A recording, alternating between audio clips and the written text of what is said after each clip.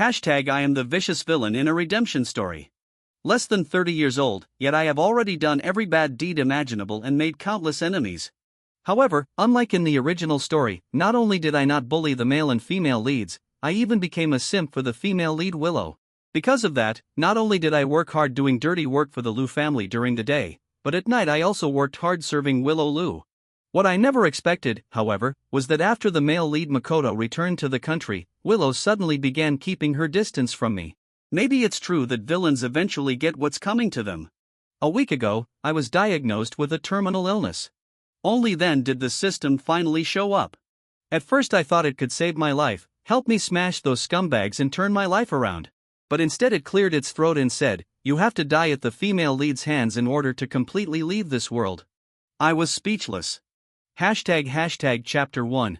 By the time the system found me, the story was already nearing its end.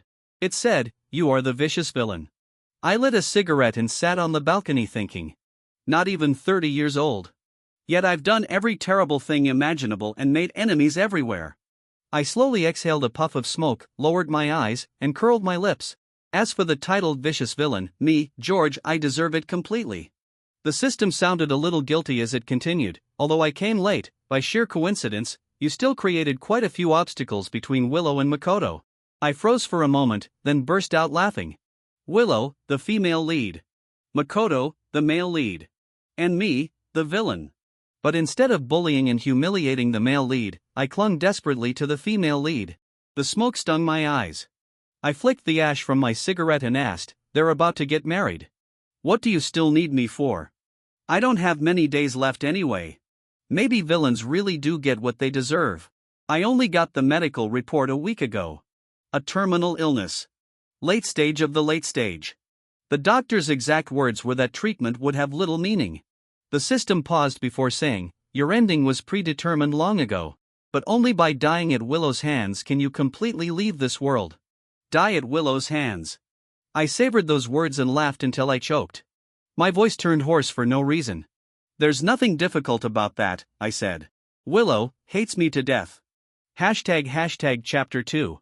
I was called a bastard ever since I was a child. Because I didn't have a father and my mother was beautiful, people said all kinds of things. Every time I heard it once, I fought once. Bruises on my face every few days, that was nothing. The hard part was that my mom's salary wasn't enough to cover the medical bills. So she would cry and beg me, telling me to endure it. "If you can just get into a good school somewhere else, things will be better." So I listened to her. I studied hard and got into the best high school in the province. The outside world really was different. That's where I got to meet someone like Willow. Bright and dazzling, gentle and kind, like a sacred white moon hanging in the sky. On my 17th birthday, I made a wish. I wanted to keep walking forward until I reached a place where the moonlight could shine on me too. Less than a year later, a subtle understanding began to grow between us. At least, that's what I believed. I was almost an adult. My mom said she would come to the provincial capital to celebrate my birthday with me.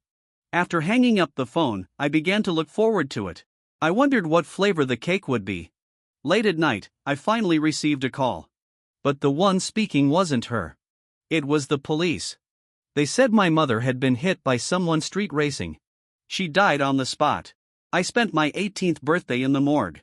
The cake mixed with blood looked like my mother's blurred face. When I tasted it, it was bitter. Bitter in my heart. Bitter in my stomach. No matter what, I couldn't swallow it. Something cold spread across my face. But the hand covering my eyes was warm. She said, "George, I made a wish for you." I asked blankly, "What wish?" Willow sighed softly and hugged me from behind. "George," she said, "may you leave suffering behind and find happiness." Hashtag Chapter 3. I laughed. I laughed until tears came out. Leaving suffering behind and finding happiness, that's really hard. The person who killed my mother, what a coincidence, was my half-brother. Turns out I did have a father. He told me, "We're all family." Your brother didn't mean it. Family. My brother. Every single word made me want to laugh. Martin drove a brand new car to my school to find me. He pointed at the license plate that started with 0 and laughed. "Even if we ignore the family connection, what can you possibly do to me?" Indeed, there was nothing I could do. All I could do was endure his threats and insults. On the night the college entrance exam ended, Martin came to my rented apartment. He kicked me to the ground and cursed, "You filthy bastard. You never even did a paternity test. My dad says something and you actually believe it. If you know what's good for you, get the hell out of our lives." I stared at the ceiling. It just felt ridiculous. "So what else am I supposed to do if I don't believe him?" I said. I watched him rage in fury. Watched him smash my mother's memorial photo. Watched him grab my collar and haul me up. Then he took a deep breath. His fist slammed into my face. My knife plunged into his heart. The sharp ringing of a phone kept echoing. The door of the rented apartment was pushed open. The foul-smelling blood crawled over my body like a crimson venomous snake. I laughed softly, numbly pressing down on that filthy lifeless thing. I pulled out the dagger and raised it again. But no matter what, I couldn't bring myself to stab a second time. Willow. Spotless, untouchable Willow. She hugged me, covered in blood and filth. She took me home and told me to shower. She leaned beside me as I rambled endlessly. I asked her, "Will you come visit me in prison?" She smiled gently and shook her head. "No." She said, "George, you have to go to college with me." Willow went to old Master Lou and begged him to protect me. But the old man said he wanted to meet me alone. The conversation went quite well. He spared my life. And in return, I secretly became Willow's blade. Chapter 4. I still didn't get to attend college with Willow. The first 2 years were closed intensive training. For the remaining 2 years, I got my hands into every one of the Lou family's shady businesses. The night we reunited after graduation, Willow said I had changed. I laughed while catching my breath and asked, "How have I changed?" Willow didn't answer. Her fingertips trembled slightly as they slowly traced the scars across my body inch by inch. Hot tears kept falling onto my shoulder. Sometimes, I really wish I were a real blade. That way, my mother, and now Willow as well, wouldn't cry because of the wounds I carry. I forced out a smile and kissed her damp eyelashes, awkwardly trying to comfort her. "Don't be sad, Willow. At the very least, George had gotten what he wished for." Over the next 2 years, we did everything lovers would do. 2 years after that, the Lou family gained absolute authority in a city. After Willow Lou inherited the family business, someone jokingly asked old Master Lou, "Where did you find such a loyal mad dog for Willow?" The old man simply smiled and said, "Willow once did him a great favor." That was true. I kept reminding myself of that favor, replaying it again and again in my mind just to offset Willow's growing coldness. Chapter 5. I can't remember exactly when Willow started distancing herself from me. But looking back, it probably had something to do with her childhood friend who returned after finishing his studies abroad. My assistant, Alicia, reminded me that kind of person was called a crush. Oh. So the woman I had a crush on, had a crush of her own. Then what about me? I grabbed her shoulders and asked. She looked at me, her expression distant, and asked in return, "What exactly is the relationship between you and me?" What relationship? I repeated those words in my mind. Gradually, I began to laugh, laughing until my chest hurt. Right. On the surface, I was her assistant. Privately, we had never defined our relationship. I shook my head with a bitter smile and spoke with difficulty, "If we really have to define it. I'm nothing more than a tool for you, right?" Willow frowned but said nothing. I grabbed her wrist, forced a kiss onto her lips, and said through clenched teeth, "Willow, I'm the kind of person who always takes revenge. There's no way I'm letting this go." From then on, Willow stopped seeing me. It didn't matter. I made sure to disrupt every meeting she had with Makoto. The way Willow looked at me gradually changed, from indifference to disgust. One day, Makoto was kidnapped, and Willow rushed to deliver the ransom. But the kidnapper's real target was her. When the gun was pointed at Willow, I instinctively threw myself forward to shield her. The moment I fell to the ground with her in my arms, the kidnapper fired a second shot. The bullet hit my right leg. After the danger passed, Willow's hands were still trembling as she held my head. Then someone called her name.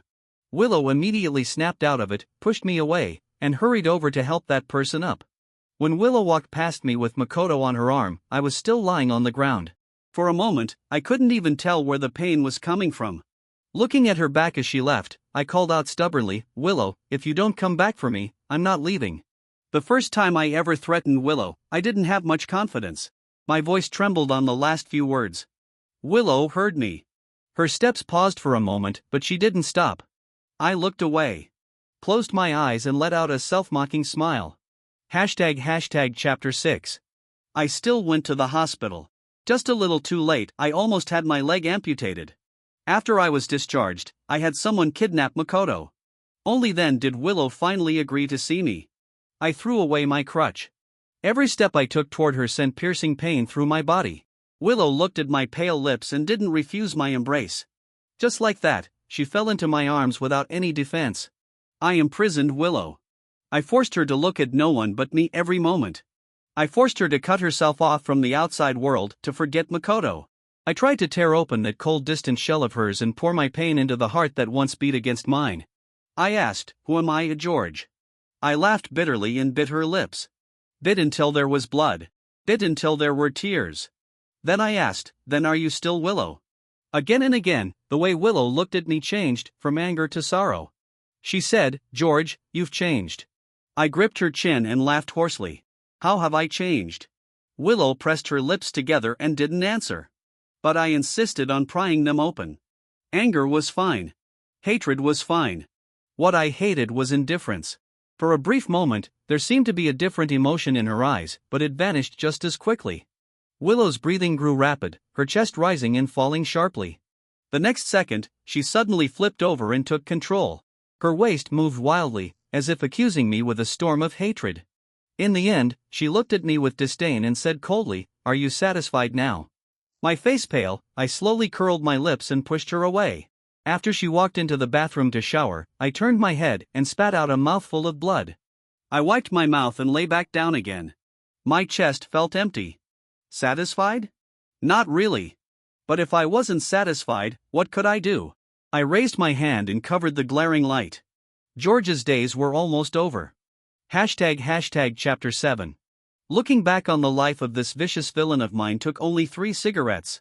I played with the lighter in my hand and suddenly remembered that fleeting look in Willow's eyes. So I asked, "Tell me, did Willow fall in love with Makoto because the plot forced her to, or was it her own choice?" The system was silent for 2 seconds before answering, "Does it matter? No matter what happens between Willow and Makoto, you and Willow could never have had a good ending. She shouldn't have saved you in the first place." I curled my lips and slowly nodded. "Yeah. That makes sense." The system continued, "You and the protagonists were supposed to be mortal enemies. But because she once saved you, you now carry a karmic debt toward her. If you die naturally, then when Willow eventually dies of old age and the world resets, you will be dragged back again to participate in her karmic cycle. So you must die at her hands in order to completely leave this world." After a pause, the system added, "Of course, the final choice is still yours." That last remark actually made me laugh. "So what do you think I'll choose?" I asked. The system fell silent.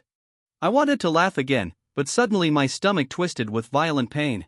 I curled into the chair and rested for a while before reaching for the cigarette pack on the table.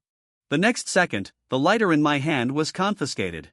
A female voice snapped, "You don't eat, you don't take your medicine, and you still smoke all day. How are you supposed to get better like this?" I slowly turned around and saw Alicia looking like she was about to cry from anger. No, she was already crying, wiping her tears with her sleeve. I sighed helplessly, pushed myself up with the armrest, and handed her a few tissues.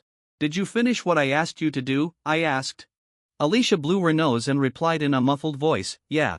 Just like you instructed, all the work has been handed over. But your resignation letter."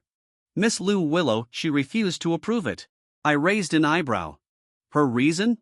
On the letter I had only written one sentence, "I want to go out and travel for a while." Alicia frowned. "Willow said she'll give you a nominal position with the same pay and benefits, and it won't interfere with your travels." I nodded thoughtfully and held out my hand to her. "Give me the lighter back." Alicia immediately hid her hands behind her back and glared. I chuckled. Sitting back down in the chair, cigarette between my fingers, I tilted my head slightly and looked at her. The girl held out for a while, but in the end she was still a little afraid of me. Reluctantly, she placed the lighter back in my hand. I closed my fingers around it. With a flick of my wrist, the cigarette in my mouth disappeared. In the blink of an eye, the cigarette pack on the table disappeared too. Alicia grabbed them and ran. She shouted, "I brought you food, remember to eat it." I laughed in exasperation. Too tired to shout after her, I just called her phone. She answered, "What do you?" I cut her off. Help me pass a message to Willow. Okay. What should I say? I lowered my head, rubbing the engraved words on the lighter. Then I said, tell her this, please personally deliver my transfer notice to my house. ## Chapter 8. I waited 3 days. Willow finally rang my doorbell. I welcomed her in and invited her to sit. While pouring her some tea, I chatted in a casual tone. How are the wedding preparations going? Do you need my help? Willow frowned as she looked at me, as if she didn't recognize me. I let out a small laugh and handed her a cup of tea. Want to try it? It's a special reserve I picked out. Willow didn't even look at it. A flash of irritation crossed her eyes. She said, You've lost a lot of weight. I raised an eyebrow, took a sip of tea, and deliberately teased her. Yeah. I miss you so much that I can't eat or sleep. Just as I expected, Willow's frown relaxed immediately, but her expression quickly turned cold again. She placed the document envelope on the table and turned to leave. I said, Hey, wait. I stood up and reached out to stop her. Willow lifted her arm and shoved me aside. But now I only have one good leg, so I couldn't resist the push. I staggered back 2 steps and fell to the ground. The noise was quite loud. Willow turned around. She rolled her eyes and said, You don't actually think I'll still fall for your tricks, do you? I remained silent for a moment and then let out a soundless laugh. I didn't even bother getting up. Sitting on the floor was fine too. I spoke slowly, Do you hate me? Willow didn't answer. She turned and walked toward the door. With a dull clatter, a pistol fell at her feet. I said, If you hate me, I'll give you a chance right now. Shoot me and kill me once and for all. After 2 seconds, she turned and looked down at me. Her eyes were filled with nothing but coldness, as if she were looking at a madman. I smiled and continued, If you don't hate me, then do me a favor. I'm sick. The pain is so unbearable that I want to die. Considering that I've been your tool for so many years, could you give me a quick death? When I finished speaking, Willow crouched down, picked up the pistol, and looked at me coldly. She said, If you're sick, go get treatment.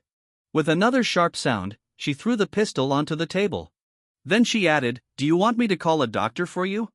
After a moment of silence, I curled my lips slightly and waved my hand. I'm already receiving treatment. Get out. ## Chapter 9. With a soft click, the door closed. I was still sitting on the floor. At the end of my sight was the spot where Willow had been standing. Little by little, it was swallowed by darkness. Night had fallen. Another day of life. I lay flat on my back on the floor and slowly stretched out my hand. For a moment, it felt as if I had touched the 18-year-old Willow. I said, Tell me, why did she save me that day? I don't know. Maybe she thought you were pitiful, the system replied after a pause. Well, back then you really did look pitiful. I blinked slowly and said helplessly, Then, today she didn't kill me because she also feels sorry for me? The system remained silent for a long time before speaking. I think she doesn't actually hate you. She just doesn't love you anymore, so she wouldn't do something that would take your life. I sighed and closed my eyes tiredly. Then tell me, what do I need to do to be completely free? After waiting for a long time, the system replied, There is another way. What is it? Finish it the same way it began. If back then she had let you die, none of the things that happened between you afterward would have occurred. So, if you commit suicide in front of her and she lets you die without saving you, the chain of causality will return to the beginning and you won't owe her anything anymore. I opened my eyes, somewhat doubtful. And if she saves me again? The system fell silent for a moment. Then it said, Then make a bet. ## Chapter 10. Willow arranged a position for me as an honorary director. It's honestly pretty relaxed. I can lie at home and still earn over $1 million a year. But I can't just lie around. Every day I still have to take Leatherjack out for a walk. Let me clarify something first, I'm not crazy. Leatherjack is a Labrador that weighs over 100 pounds. I picked him up on the way back after the first time I finished doing dirty work for the Lou family. The reason I picked him up was simple, he bit onto my pant leg. At the time my hands were covered in blood, so it wasn't convenient to carry him. So I took off the leather jacket I was wearing and wrapped him in it. After I brought him home, he kept dragging that leather jacket over to use as bedding for his nest. It amused me so much that I simply named him Leatherjack. In the blink of an eye, almost 8 years have passed. Leatherjack has entered his old age too. At the beginning of the year, when I celebrated his birthday, I even whispered in his ear, "Hang in there, Leatherjack. Stay with me a little longer." Now it seems I'm the one who'll have to break that promise. Back when I was still risking my life for the Liu family, I used to wonder if one day I suddenly died, who should I entrust Leatherjack to? What did Willow say back then? While mixing the dog food, she sulked and said, "Why don't you think about what I'm supposed to do?" That night, after an intense and satisfying round in bed, Willow lay in my arms and whispered next to my ear. It sounded like both a promise and a vow. She said, "If one day you suddenly disappear, I'll find Leatherjack a good home. Then I'll come find you." Thinking about it now, everything that happened feels like a dream. ## Chapter 11. The painkillers have already stopped working on me. Before I completely lose the ability to look like a normal person, I need to hurry up and make my will. I've already decided where Leatherjack will go. Alicia is a genuinely kind-hearted girl. When the time comes, Leatherjack can take my inheritance to her. She'll definitely spoil him so much he forgets he ever had an owner. There's one more thing. Willow avoids me like I'm the plague now, so I need to think of a good reason to ask her to see me. It would be best if we could sit down and talk properly one more time. But after thinking for a long time, I still couldn't come up with a suitable excuse. Just when I was worrying about it, Alicia rushed into my house excitedly. She said, "Boss, your birthday is in 2 days. You never celebrate it, but this year we have to. We still have to eat longevity noodles, so that next year you'll be safe and healthy." The more Alicia spoke, the quieter she became. Her eyes were already red. After listening to her, I smiled helplessly. "I will celebrate it this year, but I already have plans. Next year we'll celebrate together." The tears Alicia had been holding back suddenly fell. "You said it, boss, next year on your birthday. I'll celebrate it for you. Next year, for me, is impossibly far away. Alicia understands that. Yet she still wants a promise from me." I nodded with a smile and handed her a tissue. "All right. Next year you'll celebrate it for me."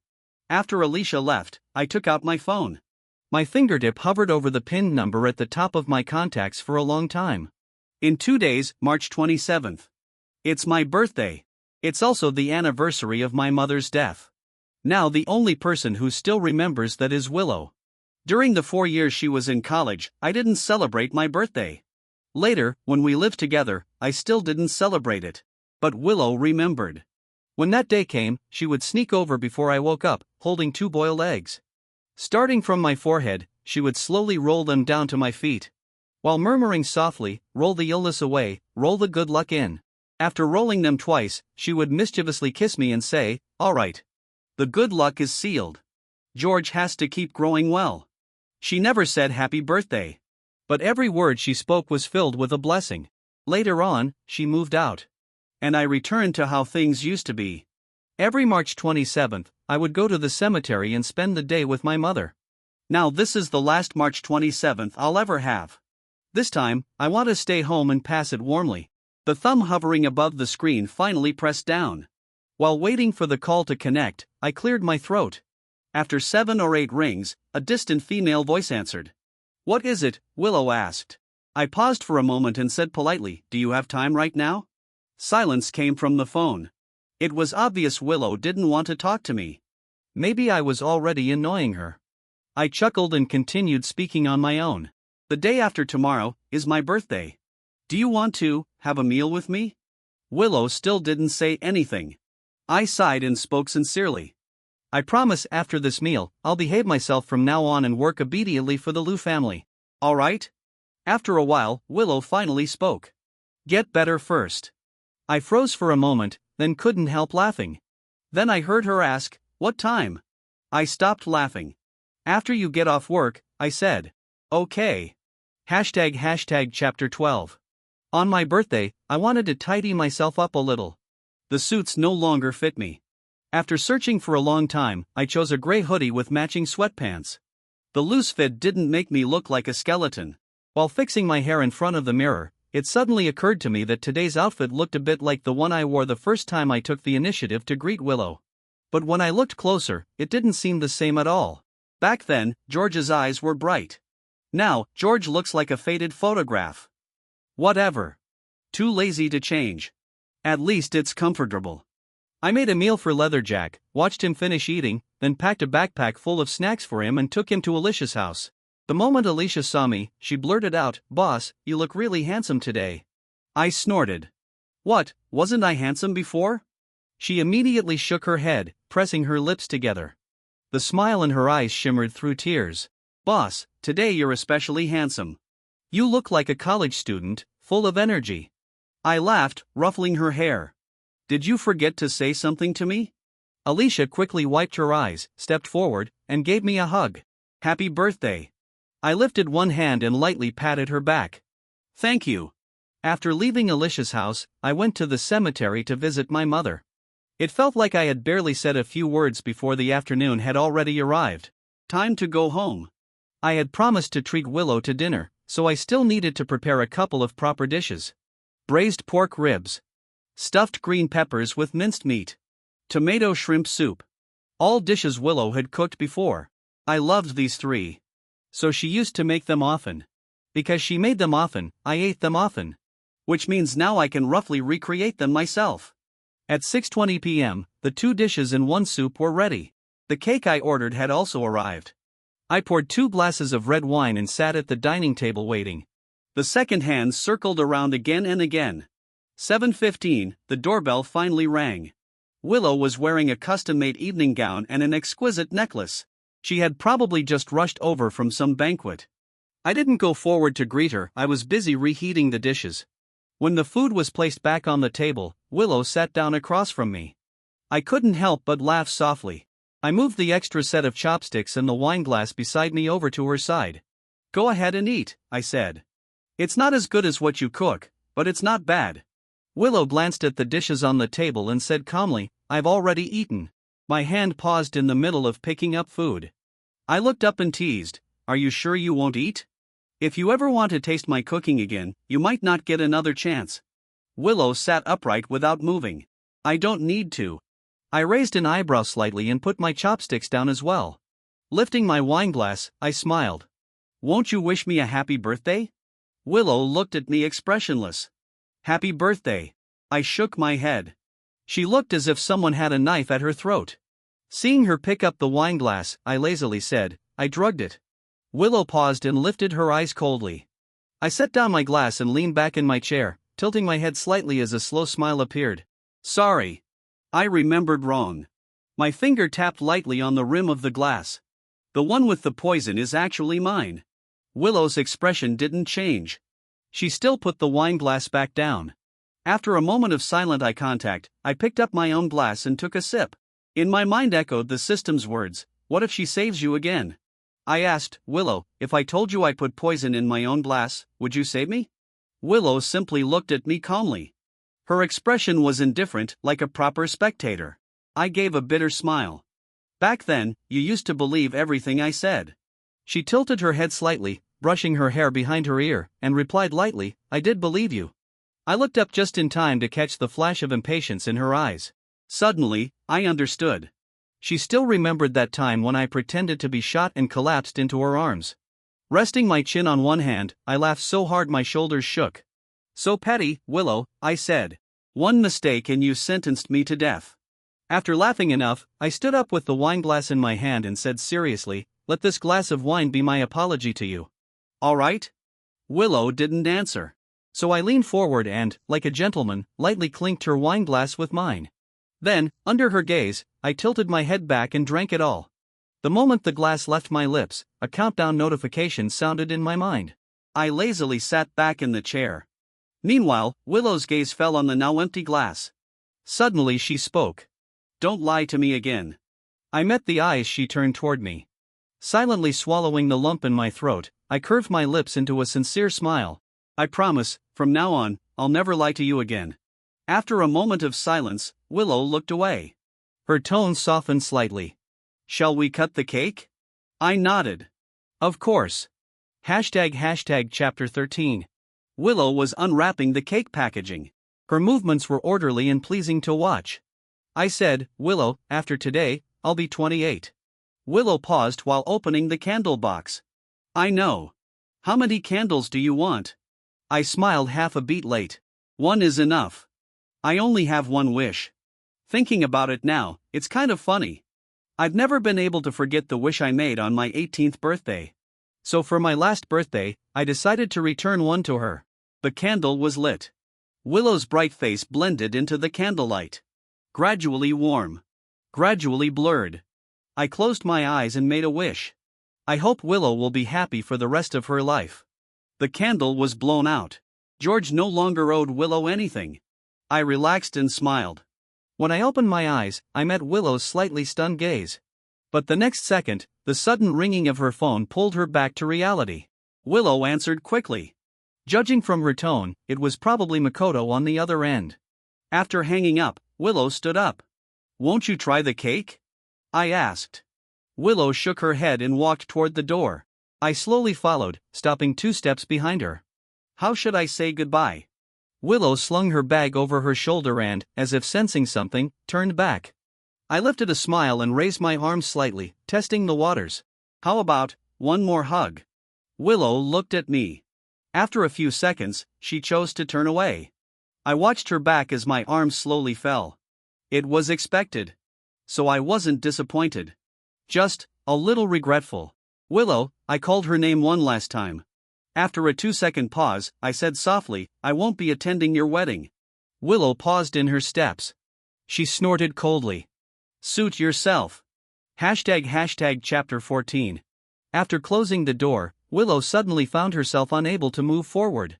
She kept thinking about the smile George gave when he opened his arms before she turned away. What did that smile mean? It looked like he had tried very hard to smile, with a hint of exhaustion. But she was certain there wasn't the slightest trace of asking her to stay.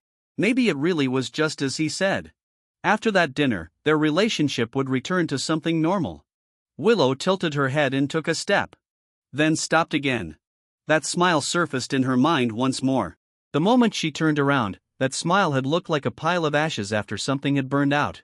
Cold. One gust of wind and it would scatter away. After thinking for 2 seconds, Willow turned back.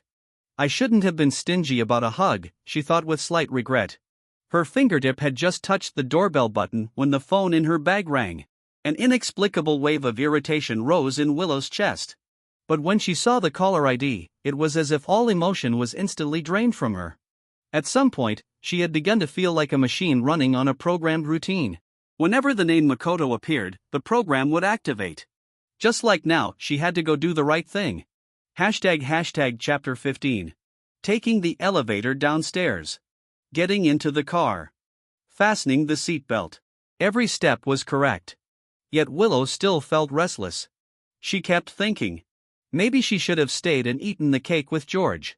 No, that still wasn't right. Then what exactly was wrong? The speed on the dashboard kept climbing. Willow didn't even notice. Memories from an hour ago played back in her mind like a lagging video, frame by frame. Disordered.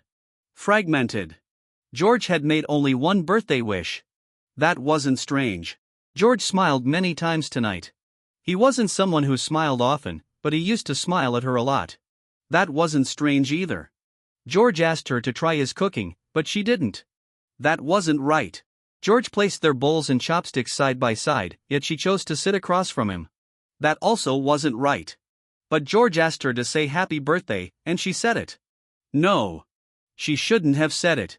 George never celebrated his birthday. The scenes jumped rapidly. What else? The first time George raised his glass to her, she didn't drink. The second time he clinked glasses with her, she still didn't drink. George kept smiling. Kept talking. He said, back then, you believed everything I said. What else did he say? Suddenly Willow broke free from her memories. Her breathing became rapid as she abruptly turned the car around. At that moment, a blinding beam of white light suddenly flooded her vision. The instant a shrill screech of metal pierced the air, the light vanished. In the blink of an eye, everything fell silent. Darkness swallowed everything around. Only in the distant sky hung a lonely white moon. Moonlight spilled through the window. George slept peacefully. 27-year-old George, looking at the same white moon he had once seen at 17, slowly closed his eyes. ## Chapter 16. After an unknown amount of time, my spirit slowly separated from my body. I could see my sleeping physical form, but I couldn't completely leave. Why is this happening? I asked the glowing sphere in front of me. The system was silent for a moment before answering. Willow came back to save you. What? It continued, but on her way back, there was a small accident. I frowned. Is her life in danger? The sphere shook slightly. She's the female lead. Unless she chooses to end her own life according to the story setting, she will live a long life with the male lead. However, it added, because of that moment of hesitation, your reincarnation has been delayed. I laughed softly. After a moment of silence, the glowing sphere gently tapped my nose. George, there's something I never told you. What is it? Before, you asked me whether Willow fell in love with Makoto because the plot forced her to or because it was her own choice. Now I can tell you. Willow doesn't actually love Makoto. She's only doing what she's supposed to do. But you and her, it's the same as I said before. Neither of you did anything wrong. You were just born into the wrong world, destined to stand on opposite sides. I lowered my head and listened quietly. Willow is the female lead. She enjoys more advantages, but accordingly she is bound by more restrictions. You're actually the choice of her free will. When she realized she could no longer approach you, she killed a part of herself. She can't continue being with you, and she can't truly fall in love with anyone else either. But under the control of the story, she will remain bound to Makoto. I curled my lips slightly. So according to the story, she and Makoto will be happy together, right? The system hesitated. I'm not sure anymore. She tried to come back and save you. That was an instinctive choice that broke free from the plot's control. When she wakes up, she'll definitely feel regret. As for how long she'll suffer, that's hard to say. After a moment of silence, I asked, then what if my existence is completely erased? The system replied, you mean, you want me to erase Willow's memories of you? Yes. The system paused. Erasing events that have already happened in the story would consume a lot of my energy. To be honest, I've accumulated some energy.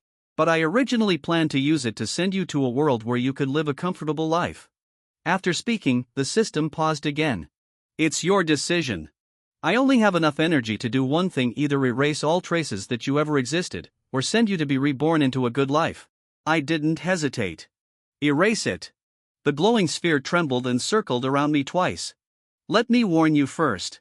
If I don't send you personally, your spirit will enter the random reincarnation pool. That means there's still a chance you could be reborn in this world again. I smiled. I don't think the probability is very high. I don't owe her anything anymore, do I? The sphere gently touched my face. But what if you do? Starting over again would be very painful. I shrugged and smiled indifferently. Then I'll gamble one more time. Chapter 17, Willow's Perspective. When I woke up in the hospital, I had forgotten many things. I forgot why I had gotten into a car accident.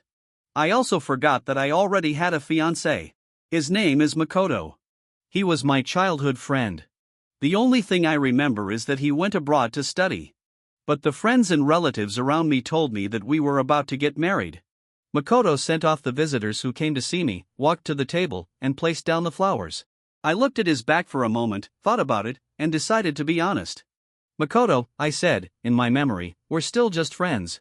He turned around, frowning. Willow, our wedding invitations have already been sent out. I fell silent. He walked over and sat beside the bed. It's all right if you don't remember, he said gently. After we get married, we can slowly recover those memories. I frowned slightly. You don't mind? He smiled faintly. I don't mind. All right. The wedding proceeded as scheduled. Many people came. Wave after wave of congratulations filled the hall, but they still couldn't erase the strange sense of unreality in my heart. Makoto and I stepped onto the stage together. The host briefly told the story of how we had fallen in love. I listened. And I smiled. But when it came time to exchange rings, I hesitated. Instinctively, I looked toward the audience. The banquet hall gradually fell silent. In the corner, a limping man suddenly appeared. The moment our eyes met, he ran. Chapter 18. I stared at his departing back in a daze. The host kept talking, trying to smooth things over. Makoto whispered for me to continue. But my mind was filled entirely with the man I had just seen. The corner was already empty. The panic rising in my chest wrapped around me like creeping vines. I couldn't hesitate any longer. I grabbed the microphone and said a quick apology. Then I lifted my dress and ran toward the direction the man had escaped. His right leg didn't move well. He couldn't have gotten far. Ignoring the people trying to stop me, I rushed out of the banquet hall. At the corner of the corridor, that thin figure appeared again. He was about to disappear behind the thick wall. I shouted anxiously, "Sir, wait." He paused for a moment. I quickened my pace. Before the edge of his coat vanished, I stepped in front of him. Catching my breath, I felt an inexplicable sense of relief. Thank goodness. I smiled awkwardly. I almost missed you. ## chapter 19. He didn't seem surprised to see me. He raised an eyebrow slightly and smiled faintly. Do you need something? Yes, I said. I want to. My mind suddenly went blank. Panic crept back in again. I tapped my head awkwardly. Well, I saw you run away, so I came after you. Yes. I wanted to stop him.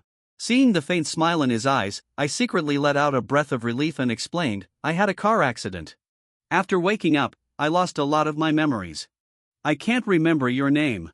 But since you came today, that means we're friends, right? Could you tell me your name? How do you know I came for you? He interrupted me casually. What if I just came for the free food? I froze, unable to respond for a moment. Then he suddenly smiled at me. You look beautiful today. Go back. Don't make your family worry. I followed his gaze and looked behind me. I don't have any family anymore. Those are Makoto's family. Someone gently pushed my back. Half joking, he urged, go back, bride. They're coming to get you. I turned back and grabbed his hand. An absurd idea suddenly formed in my mind. Tilting my head, I said, take me with you. He was stunned for a moment, then burst out laughing. Me? I'm a cripple. How am I supposed to run away with you? I couldn't help laughing too.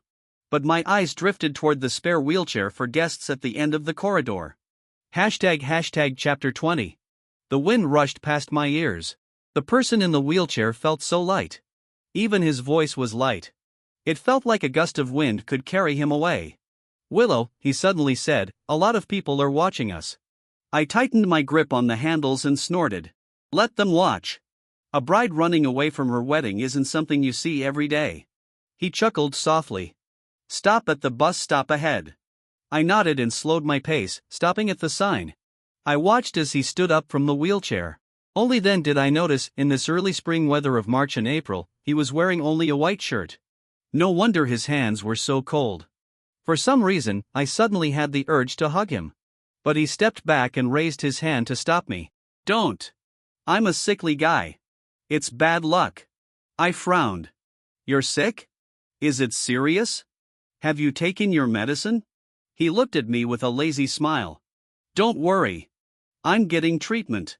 I let out a breath of relief. Standing in the bus shelter, I cautiously shuffled half a step closer to him. My fingertip accidentally brushed against his hand. It was really cold. I really wanted to hug him. I looked away and edged another small step closer. Before long, a bus pulled up in front of us. Tilting my head, I asked, You're probably taking this one home, right? He raised an eyebrow slightly in surprise. How did you know? I smiled and followed him onto the bus.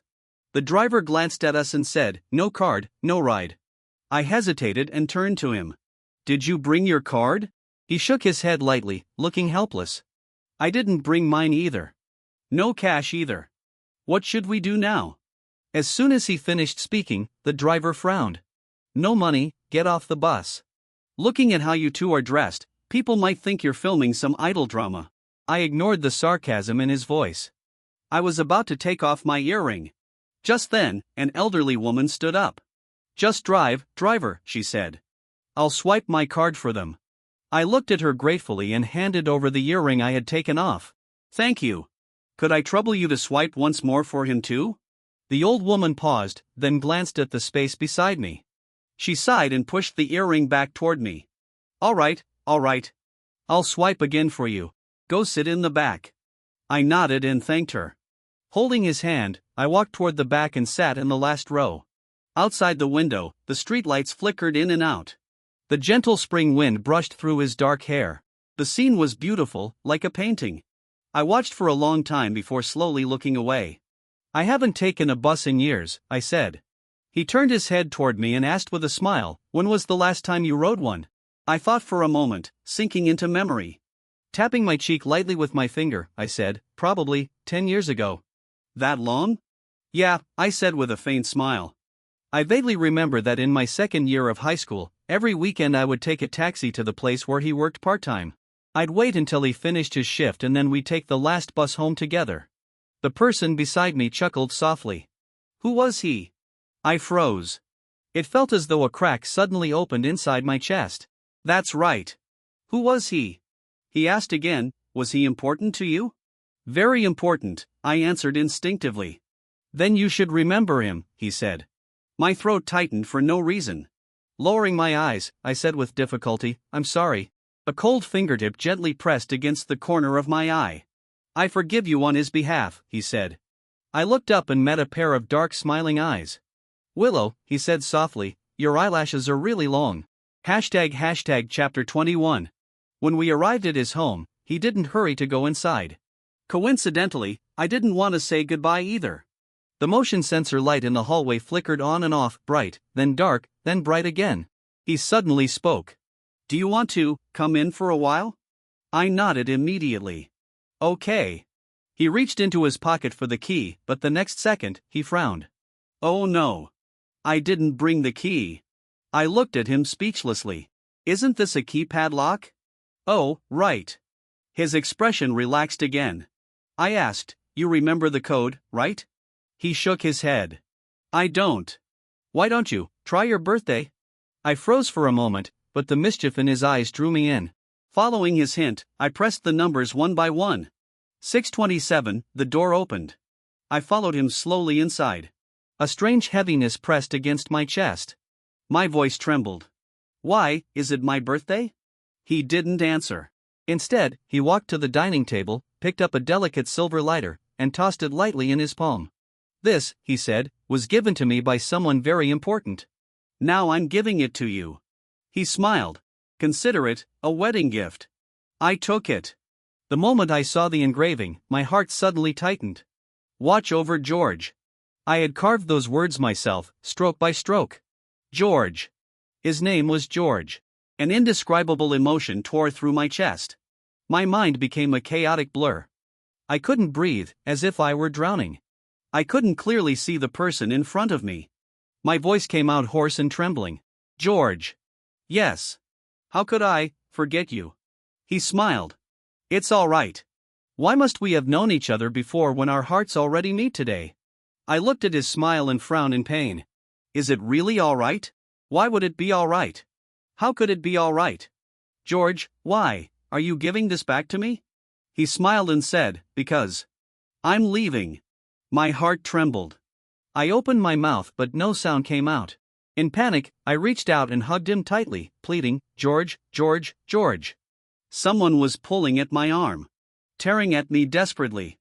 Many voices were speaking at once. Loud and chaotic. I held onto him tightly, collapsing to my knees. He said, go home. Your family is here to take you. I shook my head in resistance, my voice hoarse with desperation. But I don't have a family. George. I don't have a family anymore. I only want you. Someone pried at my hands. Someone covered my eyes. Some people shouted. Some people questioned. But no one answered me. Where had George gone? Chapter 22. I was sent to the hospital. They said I was sick. That I had to take medicine, that I needed treatment.